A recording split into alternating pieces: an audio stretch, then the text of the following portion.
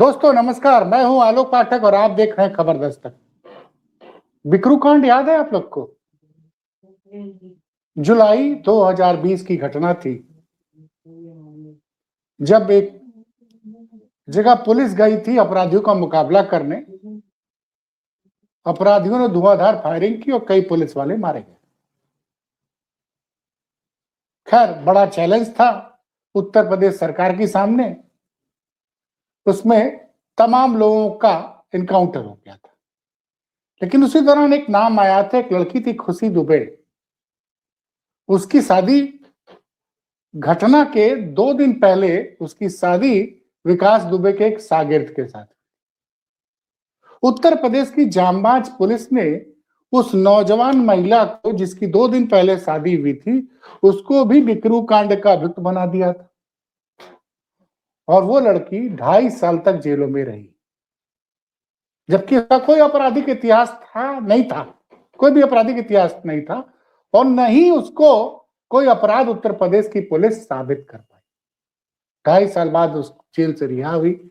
उसके परिवार ने बहुत कुछ झेला था, तब भी अखिलेश यादव लगातार उसके पक्ष पर में उसको न्याय दिलाने के लिए आवाज उठाते रहे। जेल में उसके साथ क्या क्या हुआ, ये सब आप सोशल मीडिया पे, यूट्यूब पे ढूंढ सकते हैं। आप सोच रहे होंगे आलोक पाठक आज खुशी दुबे का जिक्र क्यों कर रहे हैं?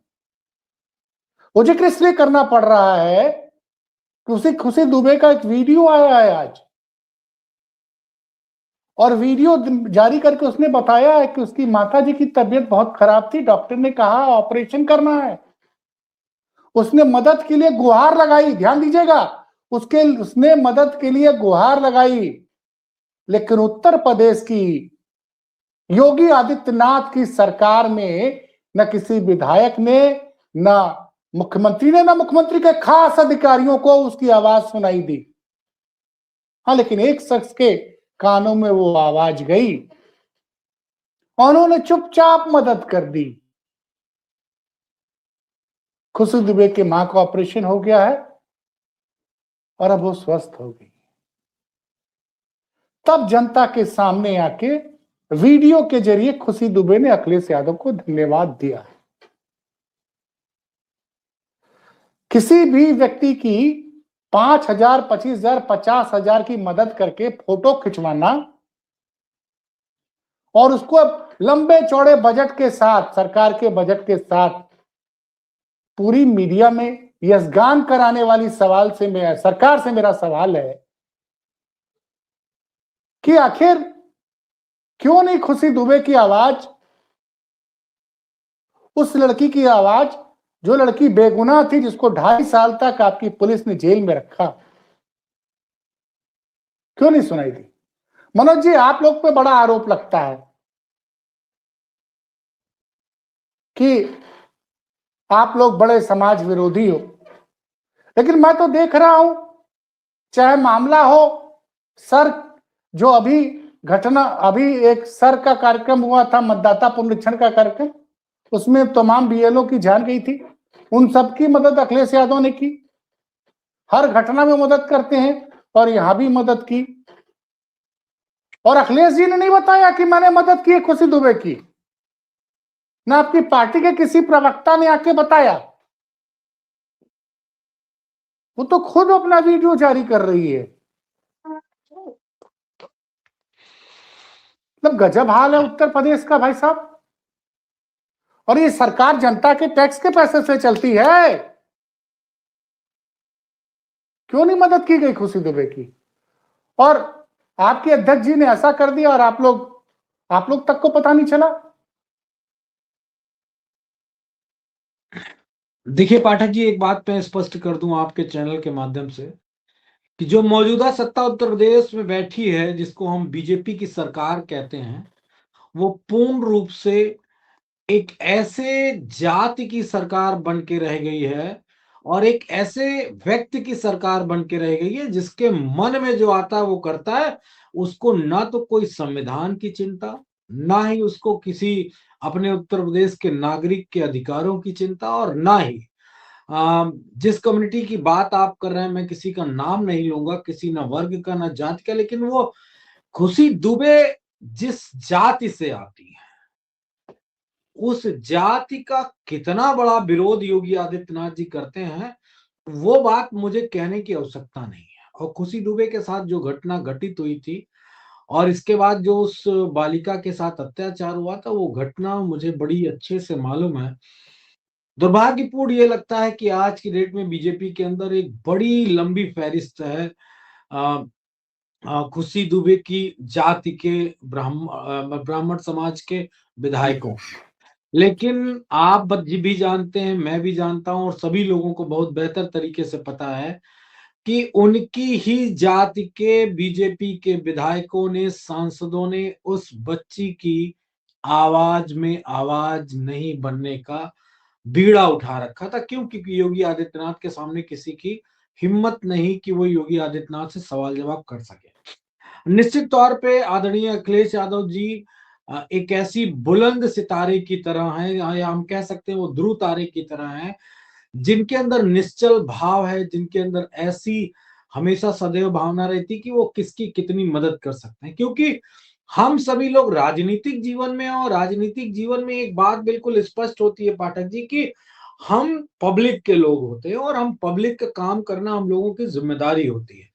लेकिन चूंकि जो मठ के बाबा जी मुख्यमंत्री बने बैठे हैं, या जो बीजेपी के लोग हैं, ये लोग कुछ और कर रहे हैं। और वो मेरे ख्याल से जो राजनीतिक एक शिष्टाचार है या राजनीति के जो कर्तव्य हैं, उन कर्तव्यों का निर्वहन करते हुए आप इन लोगों को कदाचित कदापि नहीं पाएंगे। ये बात मैं बहुत जिम्मेदारी से कह रहा हूं।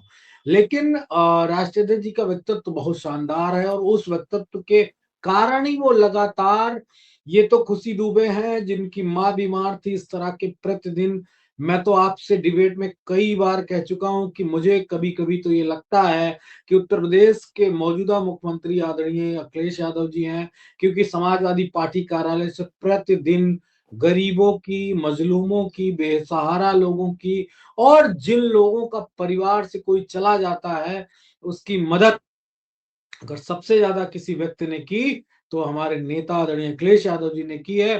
तन से, मन से, धन से, और मनोवैज्ञानिक रूप से, मानसिक रूप से, हर तरीके से अगर जनता के साथ खड़े हुए हैं, तो वो हमारे नेता खड़े हुए हैं।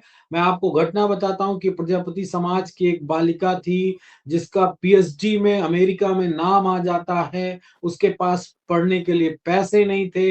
इसी तरह खुशी दुबे की तरह उस लड़की ने भी अपना वीडियो बना के अमेरिका से डाला, और उसकी पीएचडी के लिए जो पैसा खर्च हुआ, उसकी मदद राष्ट्रीय अध्यक्ष जी ने की। एक लड़की थी जौनपुर की, जिसके फादर बहुत पहले डेथ कर गए थे, और एक खिलाड़ी, वो खेल खेलती थी जूडो कराटे की तरह कोई खेल था, लेकिन वो सेल्फ पेड गेम था, उसमें खुद खिलाड़ी को पैसा लगाना पड़ता था। राष्ट्रीय स्तर पे और अंतरराष्ट्रीय स्तर पे राष्ट्रीय अध्यक्ष जी ने उसकी 2 बार मदद की, और दोनों बार वो विजेता रही। इस तरह की अनगिनत सैकड़ों हजारों कहानियां उत्तर प्रदेश के पूरे वातावरण में गूंजती हैं पाठक जी। मेरे नेता की जितनी भी तारीफ की जाए वो कम है, लेकिन तब दर्द, दुख, तकलीफ, पीड़ा इतनी अधिक हो जाती है पाठक जी, जिस पल बीजेपी के अंधभक्त, बीजेपी के नेता, और खासकर तमाम सारे लोग जब हमारे नेता की एक राजनीतिक मंच पे इतनी बुराई करते हैं, इतनी कमियां बताते हैं, उनको पता नहीं किन किन तरीकों से नवाजते हैं। लेकिन इतना जिंदा दिल, इतने बड़े दिल का नेता मैंने भारत की राजनीति में ना कभी देखा है, और ना मैं उम्मीद करता हूं कि भविष्य में मुझे ऐसा कोई नेता देखने को मिलेगा जो इतने बड़े दिल के साथ लोगों की मदद करता हो। जी। लेकिन सवाल यह है कि मनोज जी देखिए, दिन भर प्रचार चलता है कि गरीबों को आयुष्मान कार्ड के जरिए 5 लाख रुपए का मुफ्त इलाज दिया जाएगा। तो ये सब फर्जी, मतलब फर्जी क्यों चलाते रहते हैं भाई? अगर खुशी दुबे की मदद नहीं की होती आपके राष्ट्रीय अध्यक्ष जी ने, तो उसकी माँ जिंदा नहीं बचती। तो कह रही कि आज हमारी हमारी माँ हमारे बीच में है क्योंकि अखिलेश जी ने उसकी मदद कर दी। सवाल ये है कि फिर ये जो बड़े बड़े दावे किए जाते हैं कि मुफ्त इलाज दिया जा रहा है, तो क्या ये क्या हकीकत है भाई? हकीकत तो मुझे लगता है बड़ी डरावनी है। और नहीं, देखिए, एक चीज, हकीकत, उत्तर प्रदेश की हकीकत पाठक जी ये है कि उत्तर प्रदेश के मुख्यमंत्री सिर्फ एक काम में लगे हुए हैं। मेरा आरोप गंभीर है, जब ये मुख्यमंत्री बने थे तो उनके मठ, जो गोरखनाथ पीठ का मठ है, उसमें मात्र 11 करोड़ रुपए थे 2017 में। आज उस मठ में कितना पैसा है? लगभग 800 करोड़ रुपए के करीब। उसकी जांच होनी चाहिए, उसके आंकड़े सामने आने चाहिए। तो ये पैसा किसने दिया उनको? जनता ने।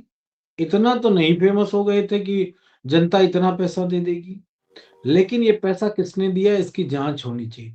तो मुख्यमंत्री जी का पूरा ध्यान अगर केंद्रित है तो अपने मठ के पैसे में, और वो जो चीजें बनवा रहे हैं मठ की, जो यूनिवर्सिटीज हैं, कॉलेजेस हैं, उन पे जो उनका फोकस है उसी पे है। और बाकी वो राजनीति करना चाह रहे हैं, दबाव की राजनीति करना चाह रहे हैं। भारत में बीजेपी के वो अगले अपने को स्टार यंग लीडर के रूप में अपने आप को स्थापित करने पे लगे हुए। उन्हें कोई फर्क नहीं पड़ता कि उत्तर प्रदेश में किस समाज के लोगों के साथ कितना अत्याचार हो रहा है। आपको याद होगा एक बालिका थी गोरखपुर की, जिसकी, मतलब मैं बता रहा हूं कि योगी आदित्यनाथ जी ने कितनी घटिया राजनीति की थी, उसका उदाहरण मैं प्रस्तुत कर रहा हूं। कि एक मेरे ख्याल से ब्राह्मण समाज की वो बच्ची थी, छोटी बच्ची थी, उसका नाम कट जाता है फीस ना जमा होने के कारण। तो आदरणीय राष्ट्रपति जी ने उसमें पहल की और कहा कि मैं उस बच्ची की फीस जमा कर दूंगा। इतनी घटिया स्तर की राजनीति योगी आदित्यनाथ जी ने कराई उस वक्त कि उस परिवार से जाकर उस अबोध छोटी बच्ची से ये कहलाया कि मुझे उनकी, यानी कि हमारे नेता राष्ट्रीय अध्यक्ष श्री अखिलेश यादव जी की मदद नहीं चाहिए। मतलब मैं इतना मान के चलता हूं कि इतना छोटे दिल व्यक्ति कोई नहीं हो सकता।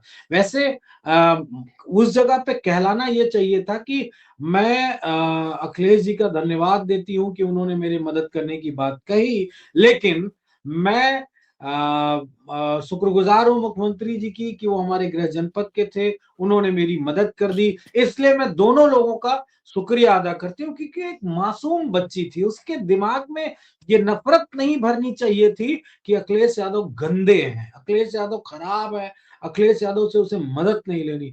दुर्भाग्यपूर्ण है कि मुख्यमंत्री के कहने के बावजूद भी उसका एडमिशन नहीं हुआ था। तब हमारे नेता ने पहल की थी। इसलिए मैं इतना जानता हूं कि घटिया किस्म की राजनीति और घटिया राजनेता अगर किसी दल में पाए जाते हैं तो सिर्फ और सिर्फ बीजेपी में पाए जाते हैं, दूसरी जगह कोई नहीं। अब मेरा सवाल यह है कि खुशी दुबे की मदद के लिए ये जो चश्मा लगा के दिन रात दुनिया भर का ज्ञान बखारते रहते हैं, उत्तर प्रदेश में एक उप मुख्यमंत्री हैं जिनका नाम ब्रजेश पाठक है, वो क्यों नहीं किए? नहीं वो नहीं, ये क्या तो उनकी जिम्मेदारी मदद बनती नहीं है ना करना कि जानते स्वास्थ्य हैं विभाग क्या? हुआ है।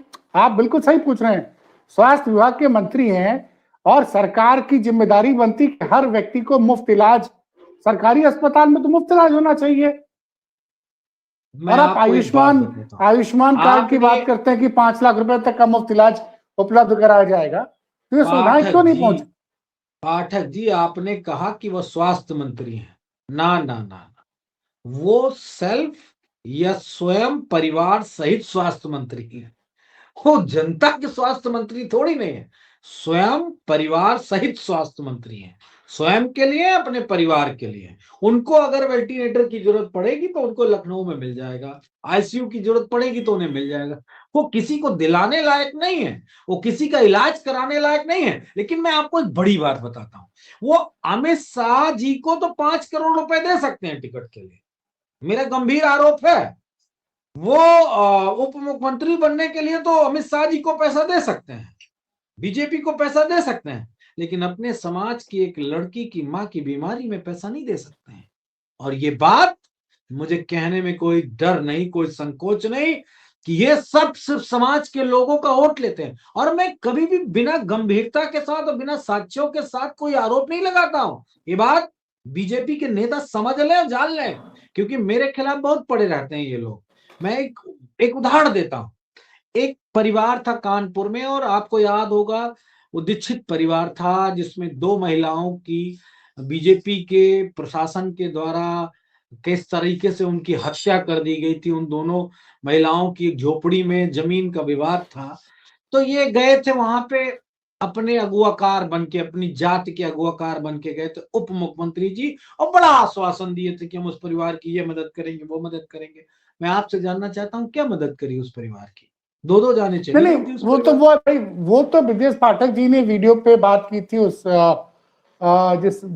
जिसकी माँ बहन की एक अतिक्रमण हटाओ अभियान में जान चली गई थी, तो उससे वादा किया था कि हम तुम्हारे साथ हैं, तुमको जान नहीं सरकारी चली नौकरी गई थी, दिलाएंगे। आज भी हत्या वो करा लड़का दी गई थी। लगातार सोशल मीडिया पे लिखता रहता है।